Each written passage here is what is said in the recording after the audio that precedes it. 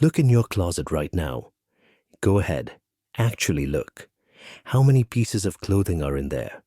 20 items? 50? 100? More than that? And here's the real question. How many of those have you actually worn in the last month? How many still have tags on them? How many did you buy because they were so cheap it felt almost free, thinking you'd wear them eventually, and then you just didn't? There's probably a t-shirt in there somewhere that cost you $5, maybe less. You bought it on a website that bombards you with ads. It arrived in a plastic bag within days. You wore it twice, and now it's somewhere in the back of your drawer, forgotten. That t-shirt seems cheap because you only paid $5 for it. But someone else paid the real price. The garment worker who made it, the river that absorbed the dyes used to color it, the community in Ghana or Kenya that will eventually receive it as charity, only to discover it's such poor quality they can't even sell it. So it becomes their trash problem instead of ours. The global fashion industry generates about $2.5 trillion every year. It employs roughly 60 million people in factories across the world, and less than 2% of those 60 million workers earn what's considered a living wage, enough to actually support themselves and their families with dignity. That $5 t-shirt is cheap because we've built a system that extracts value from the poorest workers on earth, destroys environments in countries we never see, and creates waste on a scale that's almost incomprehensible. This is about fast fashion, and it's about understanding what cheap really means when the price tag doesn't include the human cost, the environmental cost, or the waste cost that somebody somewhere is paying right now. So you can have a closet full of clothes you don't wear. If you're ready to understand what you're really buying, when you click Add to Cart on that $5 shirt, stay with me. And if this is the kind of uncomfortable truth you think needs to be told, subscribing helps me keep telling them. Let's talk about the true cost of fast fashion. $5 for a t-shirt. Think about that for a second. Really think about it. That piece of clothing started as raw materials, cotton grown somewhere, probably with significant water and pesticide use, or polyester synthesized from petroleum. Those materials had to be spun into yarn, woven or knitted into fabric, dyed and treated and finished. The fabric had to be cut into pattern pieces, sewn together by someone operating a machine, inspected for quality, packaged, shipped halfway around the world probably, distributed through logistics networks, marketed to you through ads and influencers, and sold through a website or retail store with all the infrastructure that requires. All of that, every single step from raw material to your doorstep, somehow happens for $5 retail price. And that's after the company selling it to you has taken their profit margin, after the shipping company and distributors have taken their cuts, after marketing costs and website maintenance and customer service. When you work backward from that $5 through all those layers, what's left for the person who actually made the shirt, who sat at a sewing machine and assembled it with their hands? The answer is devastating. Garment workers typically receive about 0.6% of the retail price of a standard t-shirt, less than 1%. On your $5 shirt, that's 3 cents, maybe 4 cents if they're lucky. How is this possible? How does a system function where finished goods can be sold so cheaply that workers get paid almost nothing and the company still profits? The answer is that fast fashion has perfected a model of extreme cost externalization, where almost every real cost of production gets pushed onto people and places that have no power to refuse it. Let me walk you through how this machine works, because understanding the economics helps explain why it's so hard to break. Fast fashion companies don't own factories. This is crucial. They're primarily design and marketing operations that outsource actual manufacturing to factories in Bangladesh, Vietnam, Pakistan, Cambodia, Ethiopia, and other countries where labor costs are minimal and regulations are weak or unenforced. This outsourcing model creates several advantages for the brands. First, they don't have to invest in factory infrastructure or take responsibility for working conditions. Second, they can play factories against each other, constantly shopping for the lowest possible production costs by threatening to move orders elsewhere. Third, when disasters happen or labor abuses are exposed, they can claim it's the factory's responsibility, not theirs, because there's no direct employment relationship. The factories themselves operate on razor-thin margins, competing desperately for orders from big brands by offering the lowest possible prices. To stay competitive, they cut every possible cost. Safety equipment, too expensive. Building maintenance, deferred indefinitely. Fire exits. Why would you waste space on exits when you could fit more sewing machines? Living wages for workers, impossible when brands demand prices that barely cover production costs. The factories exist in a constant state of financial precarity, where one cancelled order or one delayed payment from a brand could mean bankruptcy, so they have no leverage to push back on the brand's pricing demands, and every incentive to squeeze workers harder. The workers themselves, overwhelmingly women, often migrants from rural areas, sometimes children despite laws against it, have even less power in this equation.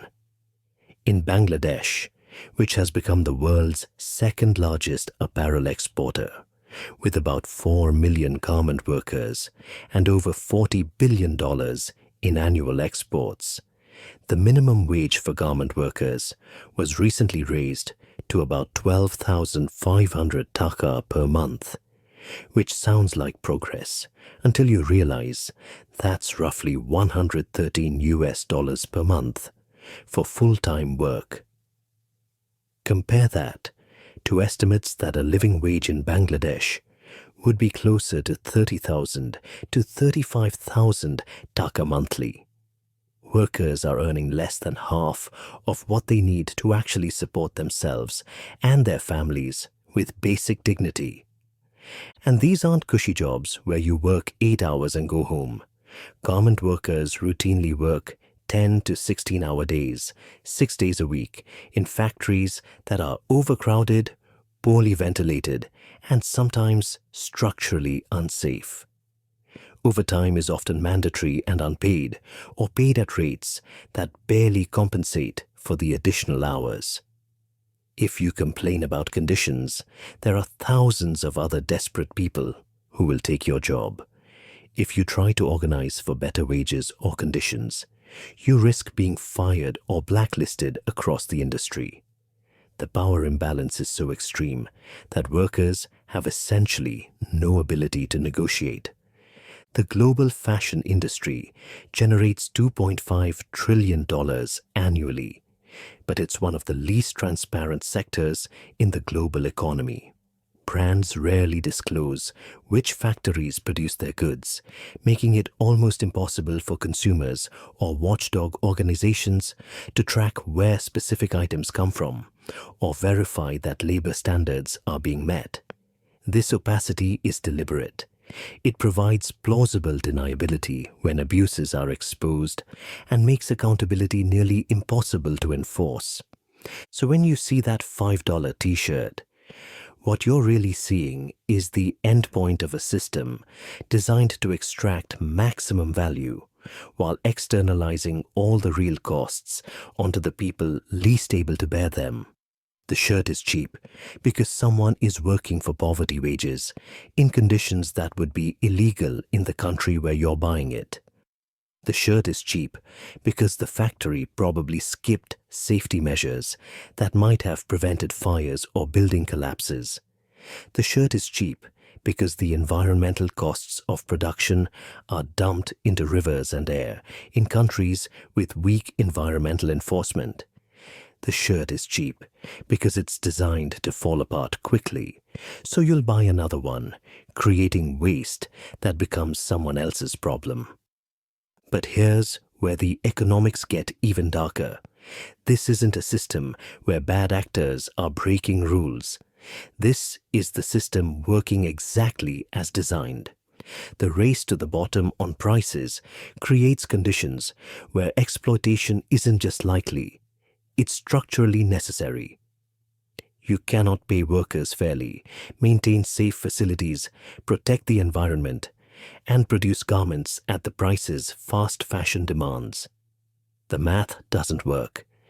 So something has to give, and what gives is always the welfare of the workers and the environment, because they're the parts of the equation with no power to resist. Understanding this matters because it means fixing the problem isn't about finding a few bad factories or punishing a few unethical brands. It's about recognizing that the entire model is built on exploitation and that cheap prices in wealthy countries are mathematically impossible without creating suffering and destruction in poor countries. That $5 t-shirt isn't a bargain. It's theft disguised as a discount, and the people being robbed are garment workers. You'll never meet in countries you'll probably never visit. But occasionally, the human cost of this system becomes so catastrophically visible that even the willful blindness of consumers and brands can't ignore it. Let's talk about what happens when the factory falls. April 23rd, 2013, Dhaka, Bangladesh. Workers arriving at Rana Plaza, an 8-story commercial building in the Savar district, notice something wrong. The building is shaking slightly. There are visible cracks in the walls, cracks that weren't there yesterday. The shops on the ground floor close immediately, their owners recognizing danger when they see it.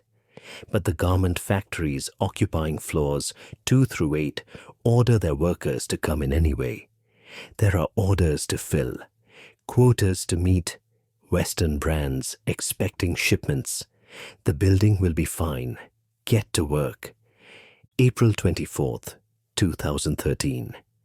8:57 a.m. Rana Plaza collapses. 8 stories of concrete and steel and sewing machines and human beings pancake down in seconds. The building implodes under its own weight, trapping thousands of workers inside the rubble. Over the next 17 days, rescue workers and volunteers pull bodies and occasionally survivors from the wreckage. The final death toll, 1,134 people killed, approximately 2,500 more injured, many permanently disabled with crushed limbs and spinal injuries. It's the deadliest garment factory disaster in history, and it happened because workers were ordered into a building they knew was unsafe because the economic pressure to keep production moving was more important than their lives. Let's be clear about what Rana Plaza was. It was murder by economics. The building had been constructed illegally, with additional floors added without proper permits or engineering oversight. It was designed as a shopping center, not as an industrial facility, but factory owners backed it with heavy sewing machines and generators that the structure couldn't support. Engineers had warned the building was unsafe. Workers saw the cracks and knew something was wrong, but the system demanded production, and in that system, Worker safety is always negotiable when it conflicts with deadlines and profit margins. The brands whose clothes were being made in Rana Plaza, major names that you definitely know and probably buy from, initially tried to distance themselves, claiming they didn't know their products were made there, that they'd contracted with other factories who might have subcontracted to Rana Plaza without authorization. This excuse highlights exactly how the outsourcing model creates deliberate ignorance. Brands structure their supply chains to avoid responsibility by ensuring they don't have direct relationships with the factories actually producing their goods. But emails and shipping records eventually proved that multiple major Western brands had current orders being fulfilled at Rana Plaza when it collapsed. Rana Plaza wasn't an isolated incident, a freak accident that couldn't have been predicted. It was the most deadly example of a pattern that had been obvious for years. Just 6 months earlier, in November 2012, a fire at Tazreen Fashions factory near Dhaka killed at least 112 workers and injured hundreds more. The factory had been making clothes for major Western brands. Workers tried to escape when the fire started, but exits were locked or blocked. The factory had no working fire alarms, inadequate fire extinguishers, and insufficient emergency exits for the number of people working there. People jumped from upper floors to escape the flames. Others died trapped inside rooms where they'd been locked in to prevent unauthorized breaks. Go back another 2 months to September 2012 and you find another factory fire, this time in Pakistan. The Ali Enterprises garment factory in Karachi burned on September 11th, killing somewhere between 260 and 289 workers. The exact death toll is uncertain because record keeping about who was working there was incomplete or destroyed. Windows were barred to prevent theft. Exits were locked during working hours for the same reason. When the fire started, workers couldn't get out. Survivors describe people trapped behind locked metal doors, pounding on them, screaming for help that didn't come. The factory had received a safety certification from an international auditing firm just weeks before it burned. That last detail is crucial because it exposes how the entire auditing and certification system that's supposed to ensure factory safety is often performative rather than effective. Factories get advance notice of inspections, so they clean up, unlock exits, bring in fire extinguishers for the day. Auditors check boxes, issue certificates, collect their fees, and leave. The factory goes back to normal operations. Exits locked, safety equipment inadequate or absent, buildings structurally unsound. The certification gives brands plausible deniability, allowing them to claim they did due diligence by only working with certified factories, even though the certification process itself is deeply flawed. And this pattern continues. Fast forward to October 2025, just months ago as I'm recording this, and there's another factory fire in Dhaka. A building housing both a garment factory and a chemical warehouse catches fire. 16 people are killed. The investigation finds that the roof door, which could have been an escape route, was locked. Workers were trapped by toxic gas and flames. 12 years after Rana Plaza supposedly woke the industry up to safety issues, factories in Bangladesh are still death traps, where workers die because profit matters more than basic safety measures. After each disaster, there's a familiar pattern. First comes shock and media attention, then expressions of concern from brands and politicians, then promises of reform. Some compensation is eventually negotiated, though usually far less than what victims deserve and need, paid out slowly over years, while survivors struggle with disabilities and medical bills and lost income. Some safety improvements are made in the largest, most visible factories that directly supply major brands. But smaller factories, subcontractors, workshops in informal sectors, they remain largely unchanged because the economic pressure that created the dangerous conditions in the first place hasn't changed. The Accord on Fire and Building Safety in Bangladesh, established after Rana Plaza with legally binding commitments from over 200 brands, did achieve real improvements in building safety inspections and remediation for factories in its program. This proves that change is possible when brands accept binding obligations and workers have enforcement mechanisms. But the Accord covered a fraction of Bangladesh's thousands of garment factories, and even within factories that met safety standards, wage exploitation continued largely unchanged. Here's the uncomfortable question these disasters force us to confront. How many deaths are acceptable to keep t-shirts at $5? Because that's the real choice the industry is making. We know how to build safe factories. It's not complicated engineering.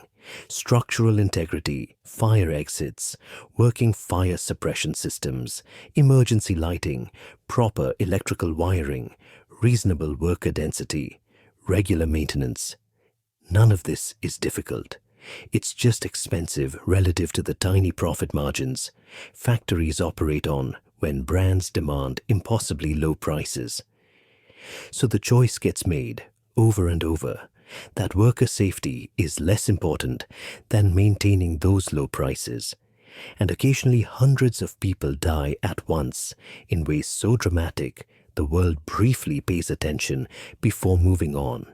The workers who died at Rana Plaza and Tazareen and Ali Enterprises and the 2025 Dhaka fire weren't abstract casualties of economic forces. They were people with names and families, people who went to work in buildings they often knew were unsafe because they had no other options for survival. People who died because the system values cheap t-shirts more than human lives. Their deaths are built into the price tag of that $5 shirt. And unless something fundamental changes about how fashion production is priced and regulated, more workers will die in the same ways, in the same countries, making clothes for the same brands that have been making promises about safety for over a decade. But as catastrophic as these industrial disasters are, they're only one dimension of the cost of fast fashion. Let's zoom out from individual factories and look at what this industry is doing to the planet itself. Here's a number that should stop you in your tracks. The fashion industry is responsible for approximately 10% of global carbon emissions. 10%. That's roughly equal to all international aviation and maritime shipping combined. Think about that for a second. All the planes crossing oceans and all the container ships moving goods around the world generate about the same amount of greenhouse gases as making clothes does.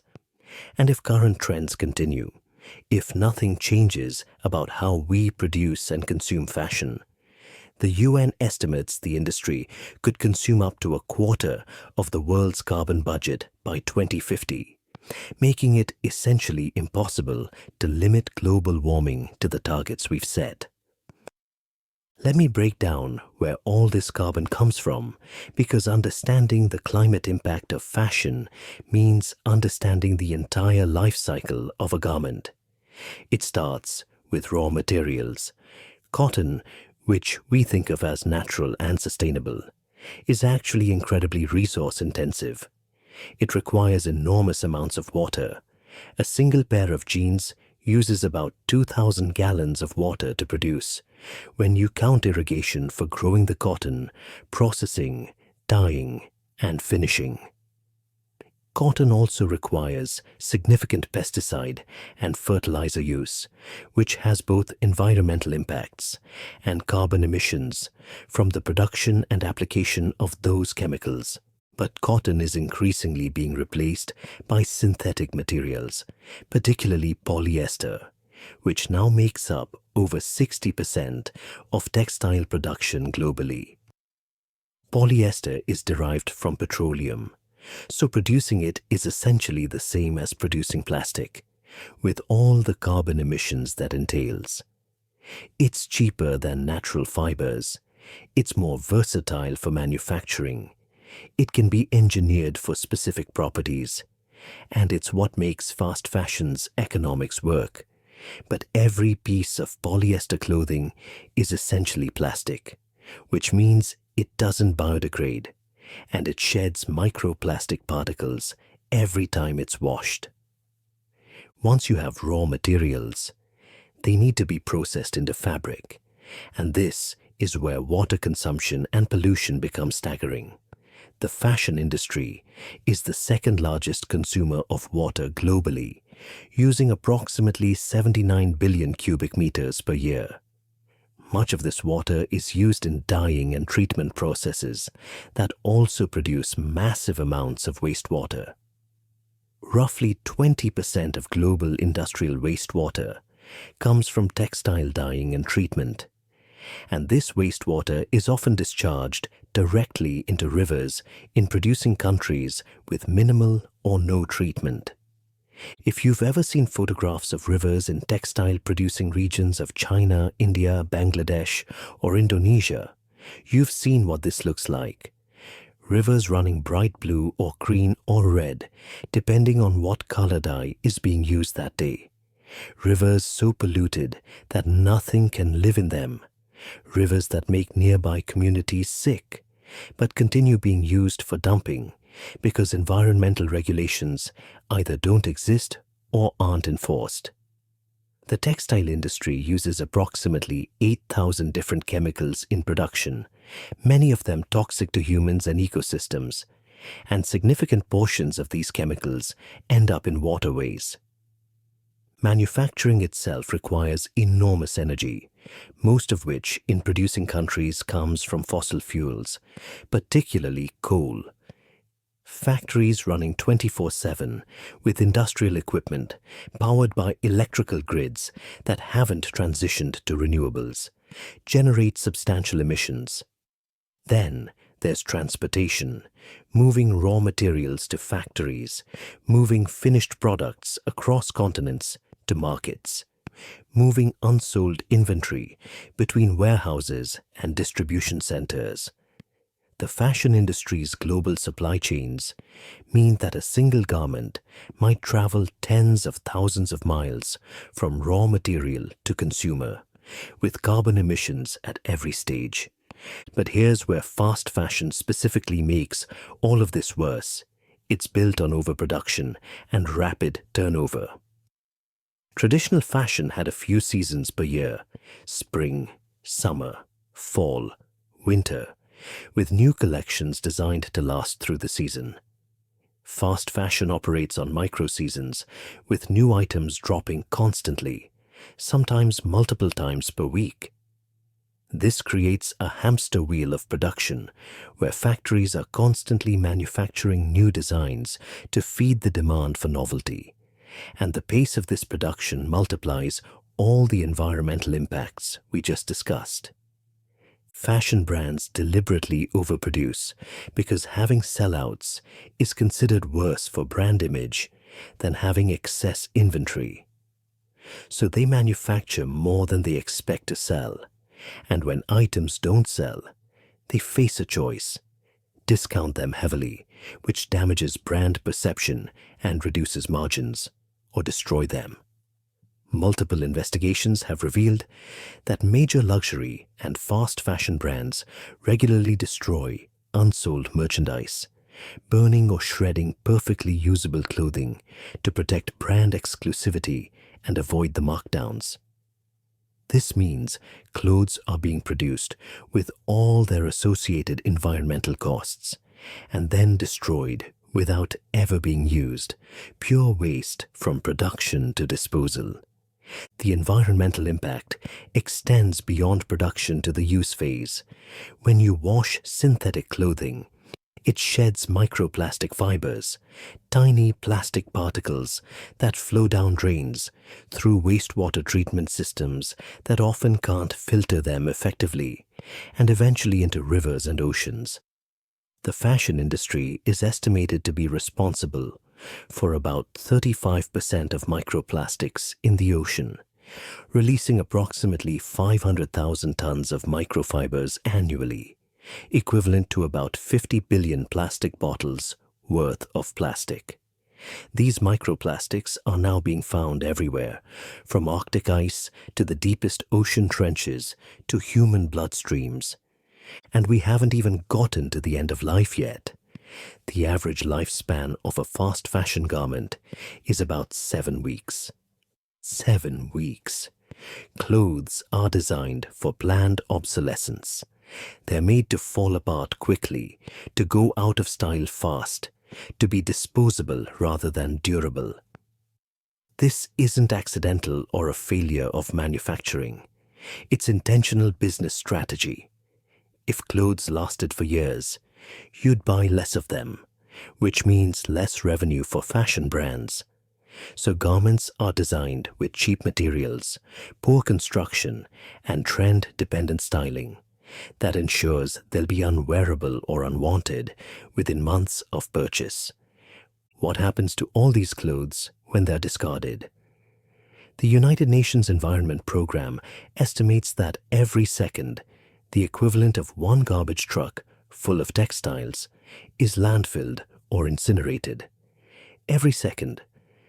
That's about 85% of all textiles ending up as waste each year. Some of this goes to landfills, where synthetic fibers will persist for hundreds of years, slowly breaking down into microplastics that contaminate soil and water.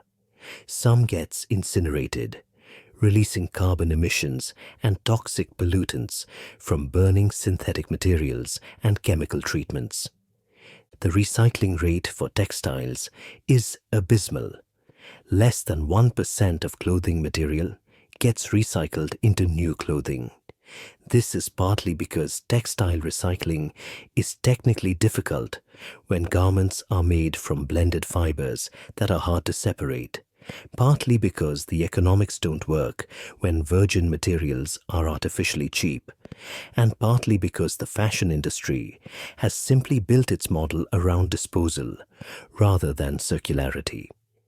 There are emerging technologies for textile-to-textile recycling, but they're nowhere near the scale needed to handle the volume of waste fast fashion generates.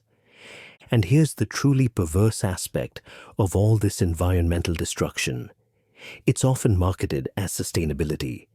Brands greenwash constantly, launching conscious or eco-friendly collections that are typically a tiny fraction of their overall production, using slightly better materials or marginally improved processes, while the vast majority of their business continues as destructive as ever. They tout recycling programs where you can bring old clothes back to stores, implying this closes the loop, while in reality, most of those collected clothes still end up as waste or are shipped to developing countries as low-quality second-hand goods. The climate impact of fashion is essentially a multiplication of all the problems we've discussed. Take an industry that's extremely resource-intensive and polluting at every stage, then structure it around disposability and overproduction, then scale it to clothe billions of people with profit models that demand constant growth in consumption. The result is an environmental disaster that's accelerating as fast fashion expands into new markets and encourages more consumption in existing markets. So when you buy that $5 t-shirt, The price doesn't include the carbon emitted producing it, the water consumed and polluted making it, the microplastics it will shed into waterways, or the landfill space it will occupy when you throw it away after a few wears.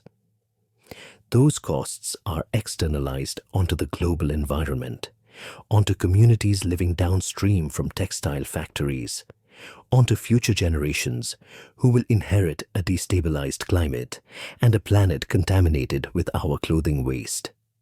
The shirt seems cheap because someone else pays the environmental bill. But there's another dimension to fashion's waste problem that's even more directly exploitative, and it involves what happens to the clothes that don't end up in landfills in wealthy countries. Let's talk about what it means when we export our fashion waste to Africa. Kantamanto Market in Accra, Ghana is one of the largest second-hand clothing markets in the world, a sprawling complex of stalls and vendors where approximately 15 million used garments arrive every single week, shipped in massive bales from the United States, the United Kingdom, Europe, anywhere with excess clothing looking for somewhere to go. The market has existed for decades, and for much of its history, it represented genuine circular economy, a way for clothing to have second lives, providing affordable options for Ghanaians while creating livelihoods for traders who sort, clean, and resell the imports. But something has changed fundamentally in recent years, and understanding what's happened to Kantamanto helps explain how fast fashion has transformed even the second-hand market into an environmental and economic disaster for the global south. The clothing arriving at Kantamanto now is increasingly poor quality, reflecting the disposable nature of fast fashion. Estimates suggest that 30 to 40% of the clothing bales arriving at the market are essentially unsellable, damaged, worn out, or such obviously cheap quality that even in a market selling used clothes for a few dollars, nobody wants them. Think about what this means. Clothes that were produced with all the environmental costs we discussed, that perhaps were worn once or twice or never in wealthy countries, that were donated to charity with the donor feeling virtuous about not throwing them away. These clothes get packed into bales, shipped across an ocean, arrive at Kantamanto, and immediately become waste. Except now, they're Ghana's waste problem instead of America's or Europe's. They're not being recycled or reused meaningfully. They're being dumped just with extra steps and a layer of self-righteousness about charity and circular economy. The traders at Kantamanto operate on thin margins, buying bales of mixed used clothing without knowing exactly what's inside, hoping that enough pieces will be sellable to recoup their investment and make some profit. But as the quality of imports has declined, more and more traders are losing money on bales full of unusable clothing. They can't send it back. They've already paid for it and the shipping. They can't sell it because nobody wants it. So it becomes waste, piling up in informal dumps, clogging waterways, being burned in open fires that release toxic fumes. On the banks of Accra's Corley Lagoon, textile waste has accumulated into mountains reaching approximately 20 meters high. That's about 6 stories of compressed clothing waste, much of it from Kantamanto's unsellable imports. This isn't just an eyesore, it's an environmental hazard. As the clothing breaks down, synthetic materials release microplastics and chemical contaminants into the water and soil. When waste piles are burned, which happens regularly because there's no other way to manage the volume, the smoke contains toxins from synthetic materials and textile treatments, creating serious health impacts for nearby communities who are already among the poorest urban populations in Ghana. There's a term in Ghana for these imported second-hand clothes, obroni wawu, which translates roughly to dead white people's clothes. The phrase reflects both the origin of the clothing, wealthy countries, particularly those with majority white populations, and the assumption that they must be clothes from people who died, because why else would there be so many clothes being given away? The reality is, in some ways, worse. They're not dead people's clothes. They're just clothes that living people in wealthy countries bought and wore a few times before discarding to make room for more purchases in closets that are already overflowing. This system of exporting used clothing to Africa has been criticized as a form of colonialism through trade, and the parallels are striking. During explicit colonialism, raw materials were extracted from Africa to fuel European industry, and manufactured goods were then sold back to African markets, suppressing local industry and creating economic dependency. Today, wealthy countries consume textiles at unprecedented rates, creating both pollution and waste, and then export that waste to African countries while calling it charity or circular economy. Meanwhile, the influx of cheap second-hand clothing has devastated what was once a thriving local textile industry in many African countries. Ghana, like many African nations, once had substantial textile manufacturing capacity, producing traditional and modern clothing for local and regional markets. But it's nearly impossible for domestic manufacturers to compete when the market is flooded with second-hand imports that sell for a fraction of what it costs to produce new garments locally. Jobs in textile manufacturing disappeared as factories closed, and economies became more dependent on sorting and selling waste from wealthy countries rather than producing their own goods. This isn't economic development. It's structural dependency that ensures wealth continues flowing from poor countries to rich ones while waste flows the other direction. In 2023, fires at Kantamanto Market destroyed large sections of the trading area, affecting thousands of vendors and highlighting how vulnerable these communities are to disasters when dealing with massive volumes of flammable waste materials packed into dense urban spaces. The fires also brought renewed attention to the market and to the broader issue of wealthy countries treating Africa as a dumping ground for textile waste, while simultaneously congratulating themselves for donating clothes to charity. And it's not just Ghana. Kenya receives enormous amounts of second-hand clothing, as does Tanzania, Rwanda, Uganda, and numerous other African countries. The EAC, East African Community, has tried to implement bans or restrictions on second-hand clothing imports to protect domestic textile industries. But these attempts have faced resistance from the United States and other exporters who threatened trade retaliation if their second-hand clothing exports were restricted. Think about the power dynamic there. African countries trying to protect their economies and environments from becoming waste dumps are pressured by wealthy countries to continue accepting their trash, because the alternative would be wealthy countries having to actually deal with their own overconsumption and waste production. There's also increasingly a recognition that a significant portion of charity clothing donations in wealthy countries are really just guilt-free disposal. People don't want to throw clothes in the trash because that feels wasteful and wrong, so they donate them to charity, feel good about helping people in need, and then go buy more fast fashion to replace what they donated. But those charity organizations are overwhelmed with donations, most of which have minimal resale value even in thrift stores.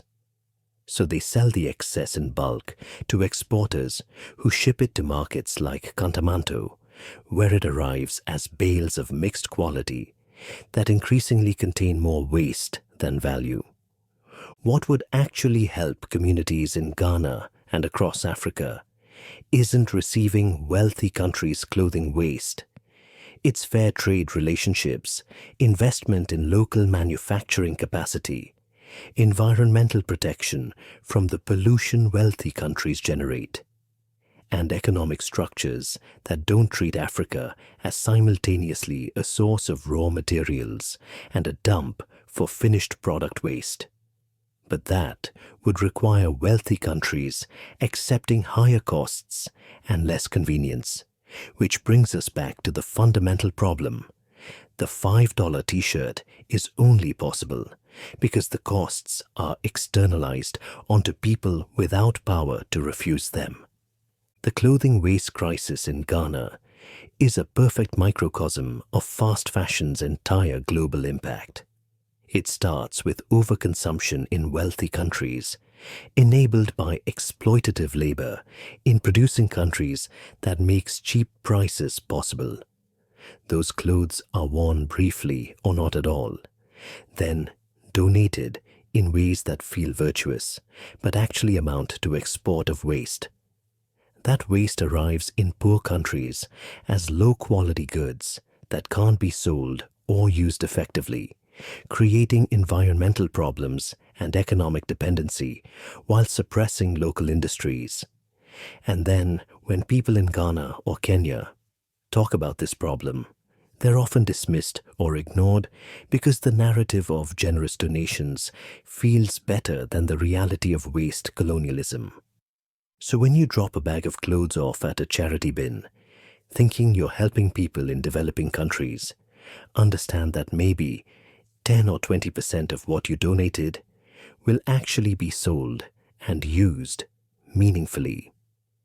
The rest becomes waste that someone else has to manage, usually people in countries that are already struggling with poverty and environmental challenges and don't need to be dealing with your discarded fast fashion.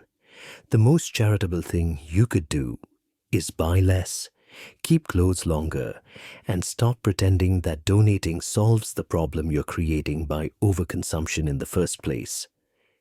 But to really understand how this system perpetuates itself, we need to look at who actually profits from fast fashion, because following the money reveals exactly why these problems are so resistant to reform.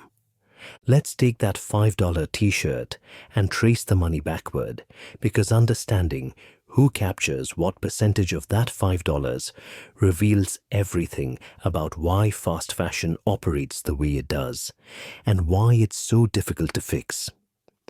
The numbers are approximate because brand economics are closely guarded secrets. But research from labor rights organizations and industry analysts gives us a fairly clear picture of how value is distributed through the supply chain. Start with that $5 retail price.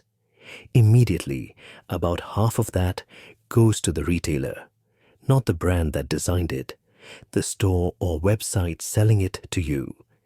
If it's the brand's own store or website, they keep all $5 retail. But if it's being sold through a department store or online marketplace, that retailer typically takes around 50%. So we're already down to $250 going back to the brand. From that $250, the brand has to cover several major cost categories. First, marketing and advertising, which for fast fashion brands can consume 20 to 30% of revenue because they're constantly marketing new products to maintain the rapid turnover cycle.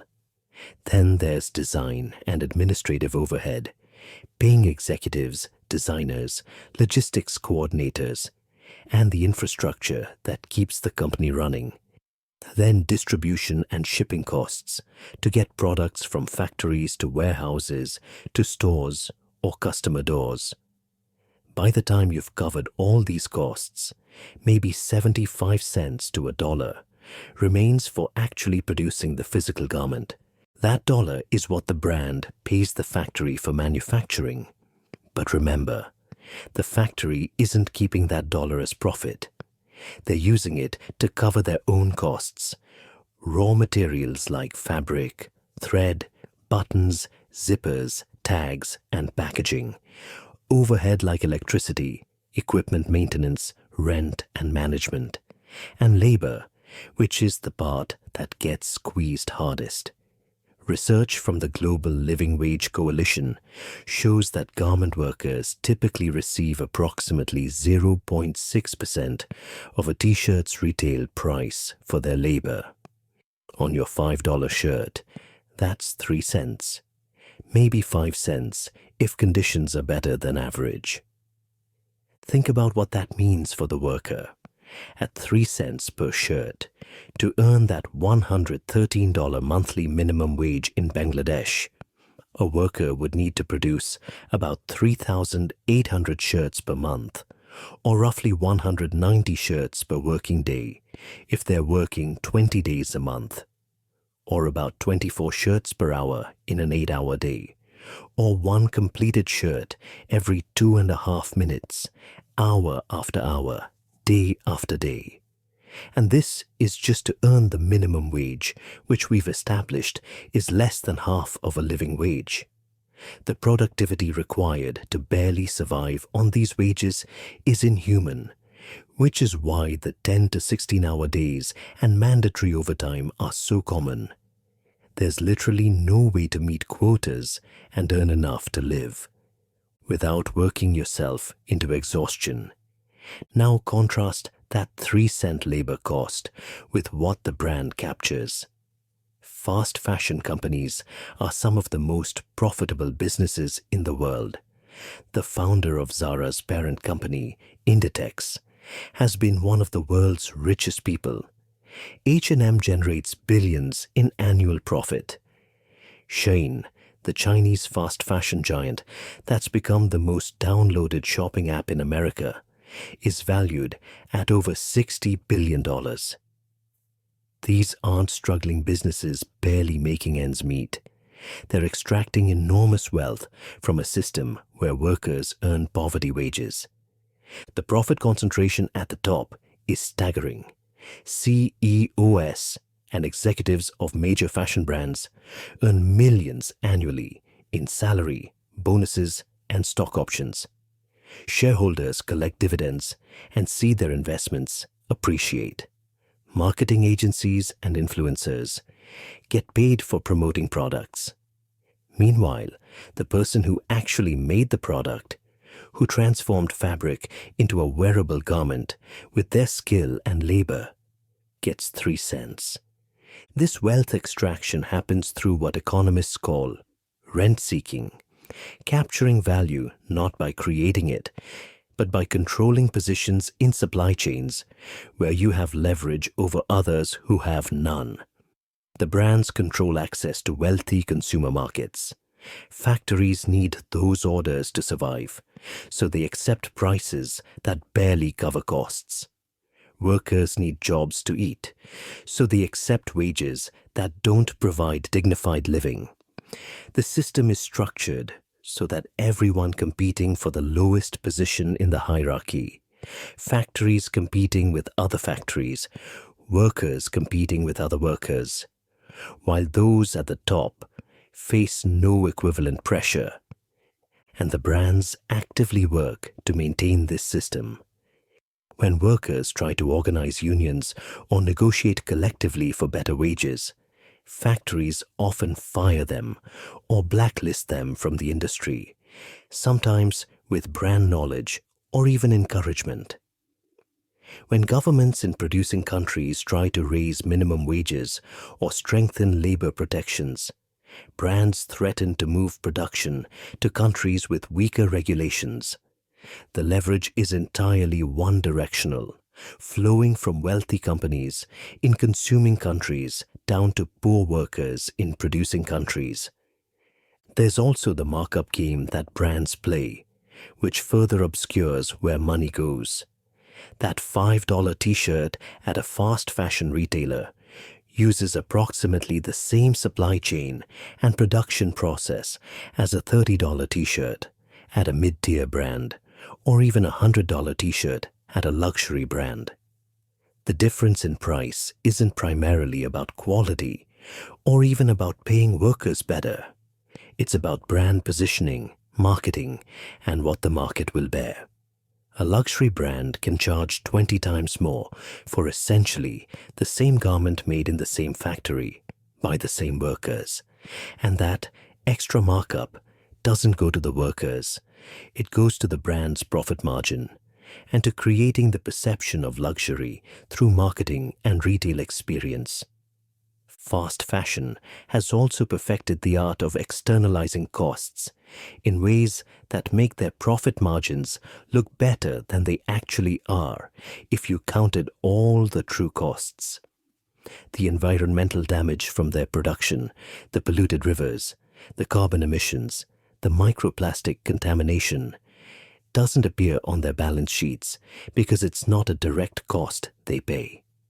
It's a cost borne by communities near factories, by ecosystems, by the global climate. The health impacts on workers from toxic chemicals and unsafe conditions aren't costs the brands pay. They're costs borne by workers and their families and overwhelmed healthcare systems in producing countries. When Rana Plaza collapsed, the initial compensation fund was funded by donations, not by automatic payments from the brands whose clothes were being made there. Brands had to be pressured and shamed into contributing, and even then, many contributed far less than their share of responsibility. The true cost of that disaster, over 1,000 dead, thousands more with lifelong disabilities, families destroyed, should have come straight from the profits of the brands that created the economic conditions that made the disaster inevitable. But instead, it became a charity case, with victims begging for compensation, while brands calculated the minimum they could contribute without too much bad publicity. This is how the profit machine of fast fashion works. Concentrate wealth at the top, externalize all possible costs onto people and places without power to refuse them. Maintain opacity in supply chains so accountability is nearly impossible, and structure the system so that any attempt to improve conditions threatens to move production elsewhere. It's not a system that creates shared prosperity. It's a system designed for maximum extraction, where the $5 price tag is made possible by paying workers almost nothing and making everyone else, workers, communities, the environment, future generations, absorb the real costs. But what makes this system particularly insidious is how it's been marketed to consumers as democratization of fashion, as making style accessible to everyone regardless of income. There's this narrative that fast fashion is actually good because it lets people who aren't wealthy express themselves through clothing, that it's egalitarian and empowering. Let's examine how that narrative serves the interests of the brands, while obscuring the exploitation the system depends on. Fast fashion doesn't just sell clothes, it sells a story about who you can become if you buy them. And understanding how that marketing works, how it creates desire and manufactures dissatisfaction, helps explain why people who rationally know they have enough clothes keep buying more, why closets overflow with unworn items, and why the cycle never stops. The fundamental marketing message of fast fashion is that clothing isn't about utility or durability. It's about identity and constant reinvention. You're not buying a shirt, you're buying the version of yourself you'll become when you wear it. You're not buying jeans, you're buying confidence or edginess or sophistication or whatever emotion the marketing associates with that product.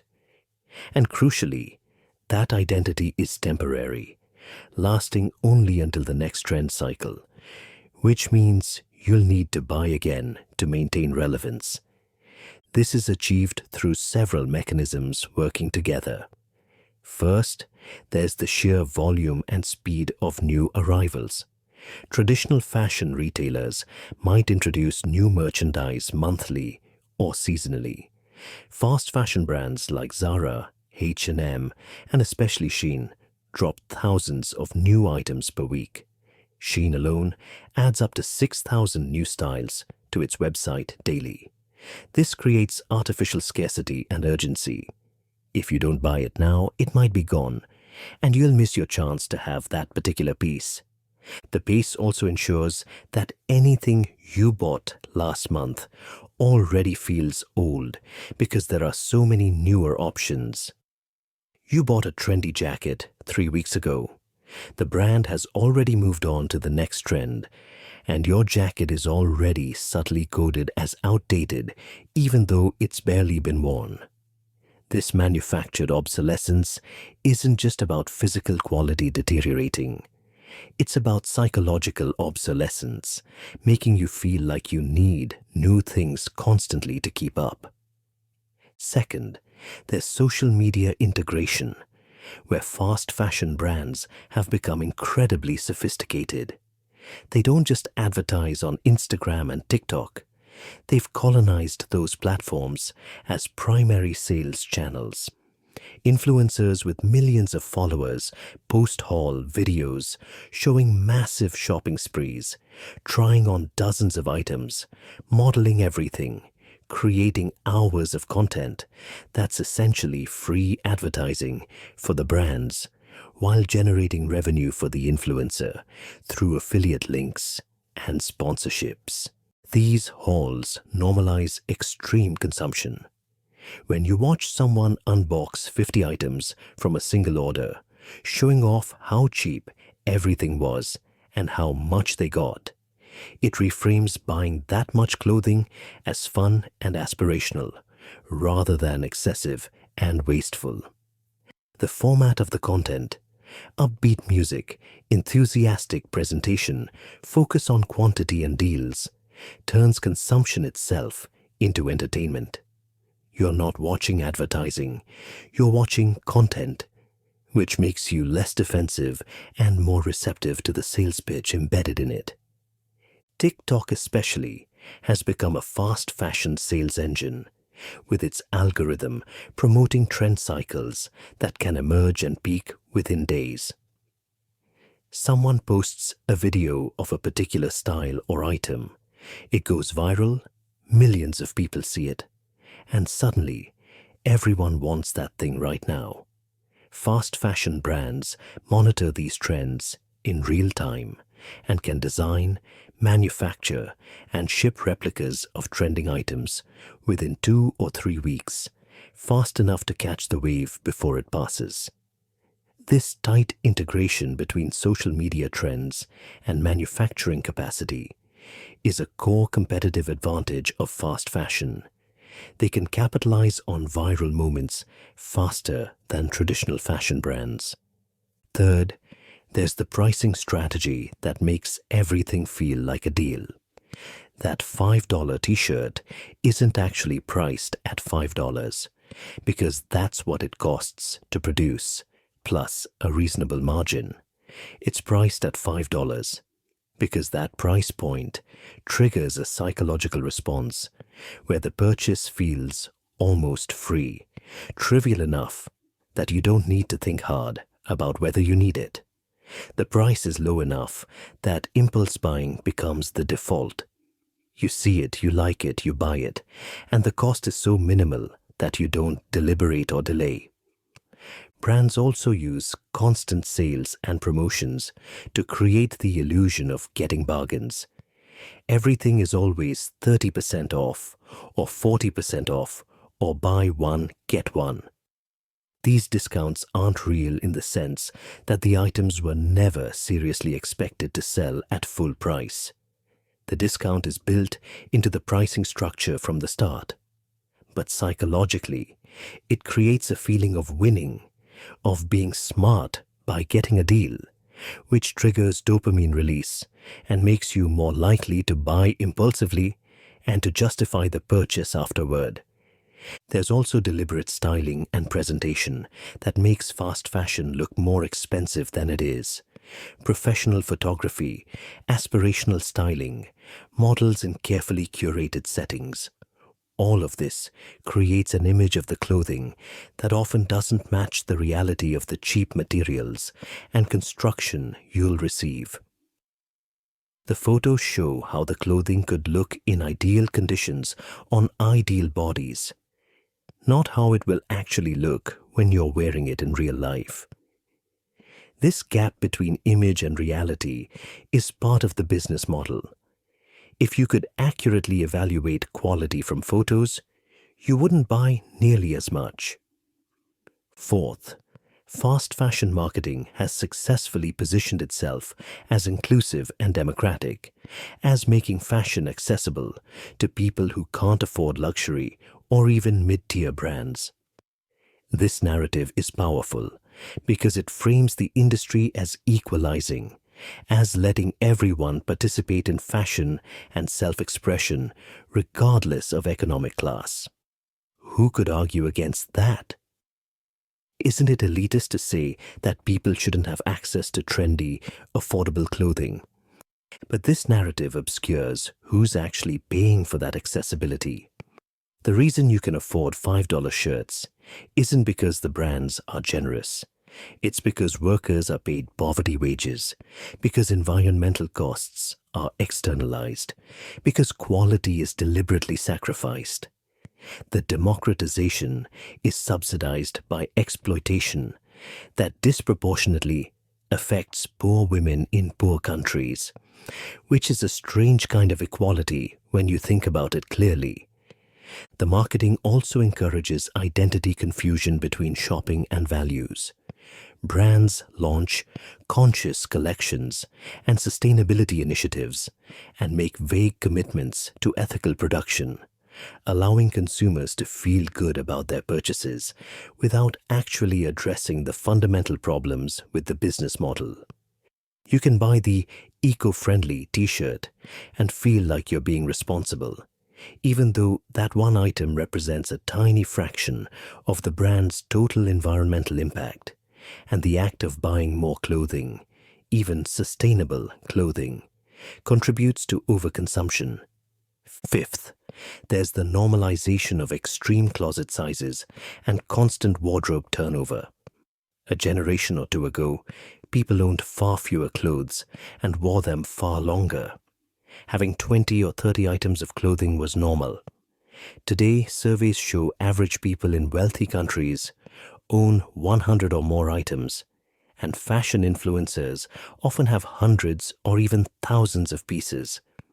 This inflation in wardrobe size has been driven by marketing that treats clothing as disposable and infinite, where the question isn't, do I need this, but rather, do I want this right now?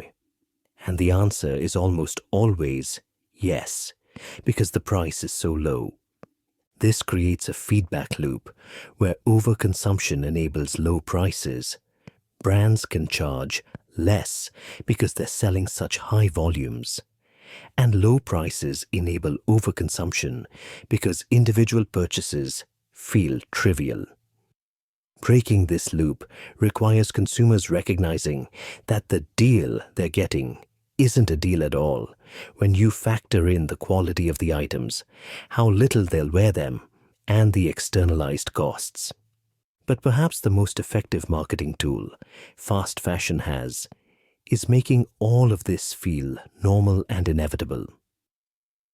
The idea that you should buy new clothes every few weeks, that trends change constantly and you need to keep up, that having a closet full of barely worn items is just how modern life works.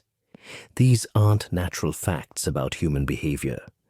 They're manufactured desires created by marketing systems designed to drive constant consumption. People didn't always shop this way.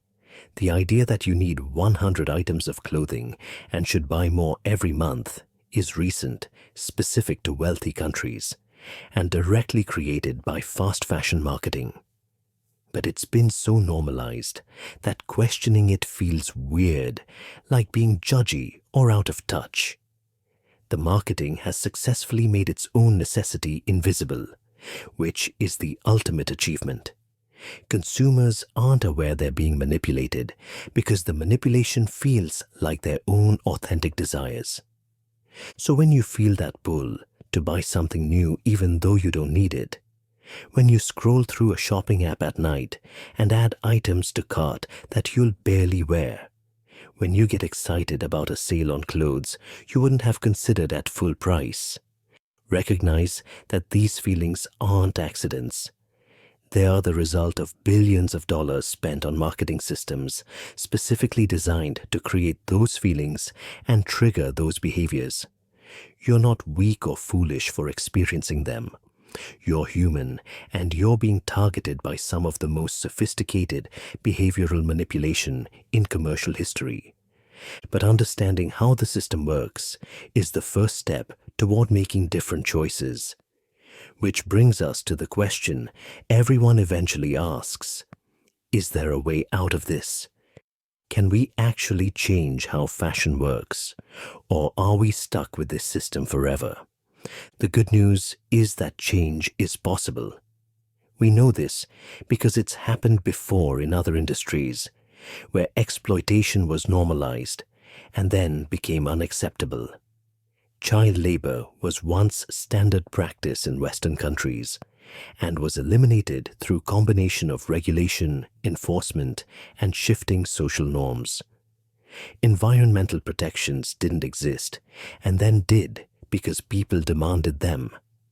Labor rights that we take for granted now were won through decades of organizing and struggle.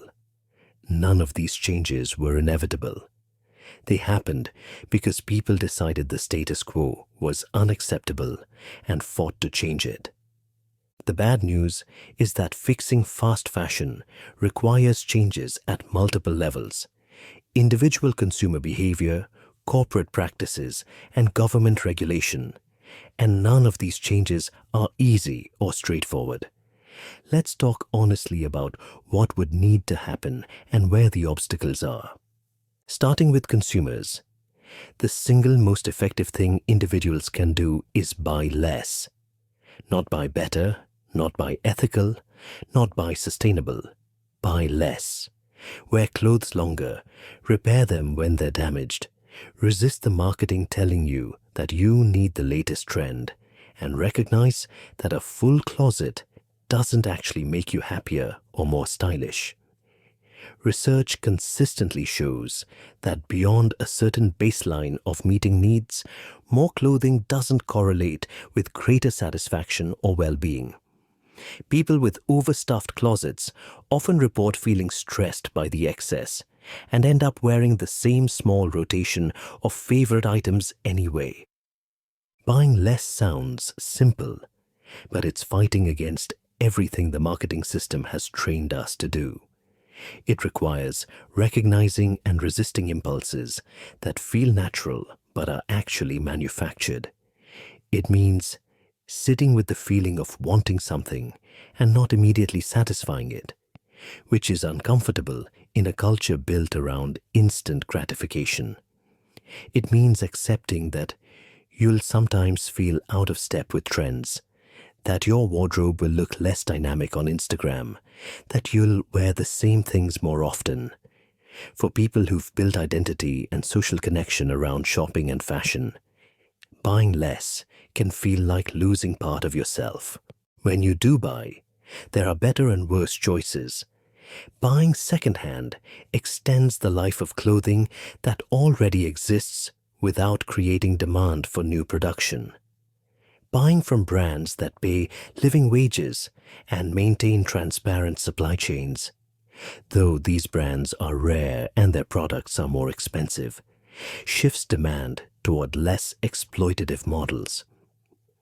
Buying higher quality items that will last years instead of weeks reduces the volume of consumption, even if the upfront cost is higher. These choices matter incrementally, but they're not sufficient on their own to transform the industry, because individual consumer choices can't overcome structural incentives that reward exploitation. Which brings us to corporate responsibility, which is where the most significant changes need to happen and where there's been the most resistance. Brands need to pay prices to factories that allow for living wages and safe working conditions. This is straightforward. If you're paying a factory so little that workers can't possibly be paid fairly, you're directly enabling exploitation. Brands need to maintain transparent supply chains where they disclose which factories produce which products and take responsibility for conditions throughout their supply chain, not just in the direct suppliers they contract with. Brands need to slow down production cycles, stop overproducing, and design for durability instead of planned obsolescence. This contradicts their entire business model, which is why it won't happen voluntarily. Fast fashion brands are profitable because of rapid turnover and volume. Asking them to voluntarily produce less is like asking them to voluntarily make less money, which corporations don't do without external pressure. Some brands have made commitments to sustainability and ethical production, but these initiatives are almost always marginal additions to business as usual, rather than fundamental transformations of their model. This is where regulation becomes essential. Governments in consuming countries, the United States, European Union, Japan, Australia, need to pass laws that hold brands legally accountable for conditions in their supply chains. This already exists in limited form through laws against forced labor and child labor, but enforcement is weak and scope is narrow. What's needed are comprehensive supply chain accountability laws that make brands liable for wage theft, unsafe conditions, and environmental damage throughout their supply chain, with meaningful penalties for violations and enforcement mechanisms that actually work. Several European countries have passed or are considering supply chain due diligence laws that move in this direction. France's duty of vigilance law requires large companies to identify and prevent human rights and environmental risks in their supply chains. Germany has enacted similar legislation. The EU is working on broader directives. These laws are steps forward, but they're often weak on enforcement and allow companies to avoid responsibility through audits and self-reporting that we know are often insufficient. More aggressive approaches would include minimum price requirements. Governments could mandate that imported garments must be priced at levels that make fair wages and safe conditions mathematically possible, effectively banning the sale of products that could only be made through exploitation. This would make fast fashion more expensive, which is exactly the point. Prices should reflect true costs, and if that means fewer cheap clothes, that's a feature, not a bug. Governments in producing countries also need to strengthen and enforce labor and environmental protections, raise minimum wages to living wage levels, and support workers' rights to organize. This is complicated by the economic pressure these countries face. If Bangladesh strengthens protections too much, brands threaten to move production to Ethiopia or Cambodia or wherever regulations are weaker.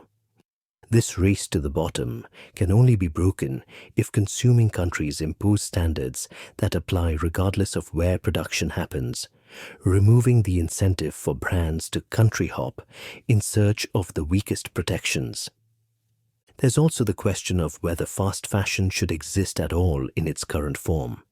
Some activists and organizations argue that the model is inherently exploitative and destructive, that it can't be reformed into something ethical and sustainable, and that what's needed isn't better fast fashion, but a fundamental restructuring of how we produce and consume clothing.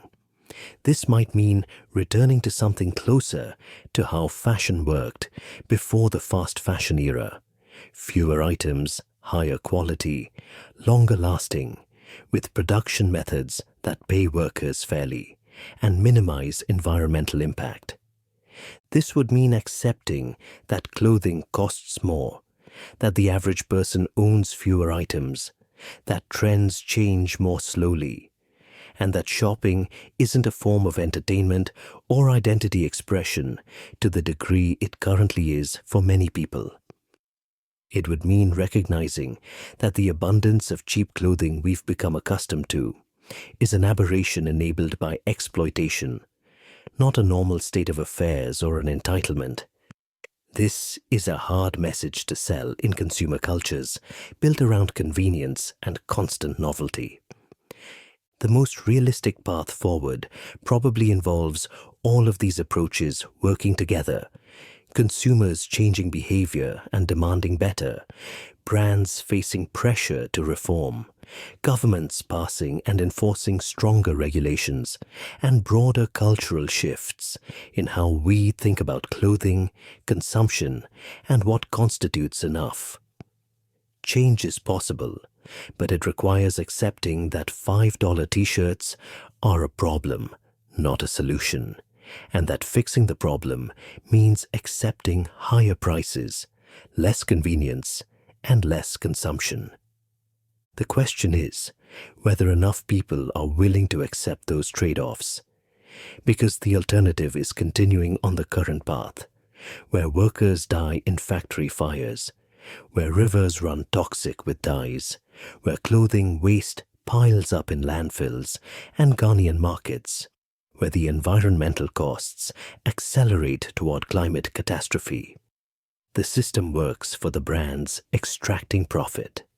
It doesn't work for the people making the clothes, for the communities dealing with the pollution, for the planet absorbing the carbon and the waste, or actually for consumers who end up with overstuffed closets and constant dissatisfaction. We know what needs to change. The question is whether we have the collective will to change it. That $5 t-shirt in your closet, the one you bought on impulse, wore twice and forgot about, seemed cheap when you bought it.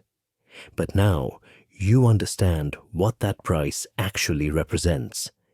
It represents a garment worker in Bangladesh earning 3 cents for their labor, working 16-hour days in a factory that might collapse or burn because safety costs money the pricing doesn't allow for. It represents a river in China or India running blue or green or red with toxic dyes, poisoning communities who live nearby but have no power to stop the pollution. It represents the carbon emitted from production to shipping, adding to a climate crisis that threatens everyone but will hit the poorest countries hardest. It represents clothing waste that will end up either in a landfill where synthetic materials will persist for centuries, or in Ghana where it becomes someone else's problem to manage. The shirt is cheap because the real costs have been externalized onto people and places without the power to refuse them. And the system that makes this possible, that extracts billions in profit for brands and shareholders while keeping workers in poverty and dumping pollution on the global south, is working exactly as designed. This isn't a failure or an accident. This is the business model. Understanding this doesn't make you responsible for single-handedly fixing fast fashion. The system is bigger than individual choices, and the primary responsibility lies with the brands and governments that have the power to change structures but choose not to. But understanding does mean you can't pretend anymore that these costs don't exist, that the $5 price tag tells the whole truth, that your consumption has no connection to the exploitation and destruction happening far away. What you do with that understanding is up to you. Maybe you buy less, maybe you buy second-hand, maybe you keep clothes longer and repair them instead of replacing them. Maybe you pressure brands and politicians for better labor standards and environmental protections. Maybe you recognize that the closet full of cheap clothes you barely wear isn't making you happy and represents a form of consumption that doesn't actually serve your interests any better than it serves the interests of the workers making them. Or maybe you keep shopping the way you always have because convenience and cheap prices are too compelling to resist. That's a choice too, and you're entitled to make it. But at least make it knowing what that choice supports, who pays for it, and what it costs the people and planet that make your wardrobe possible. The fashion industry generates $2.5 trillion a year. 60 million workers produce the clothes that fill our closets. Rivers are dying. The climate is destabilizing. Factories are collapsing. And Ghana's markets are drowning in our waste. All so we can have closets stuffed with clothes we don't wear, priced at levels that feel like they're free, but cost everything. If this investigation into the true cost of fashion made you think differently about that $5 t-shirt, about what you're really buying when you click Add to Cart, about the system that makes all of this possible, I'd appreciate if you subscribed. There are more stories like this, more systems that depend on exploitation while hiding it from view, more uncomfortable truths that need telling. Thanks for being here. Thanks for listening. And maybe think twice before that next impulse purchase. The person who made it is paying prices you'll never see on any tag. See you in the next one.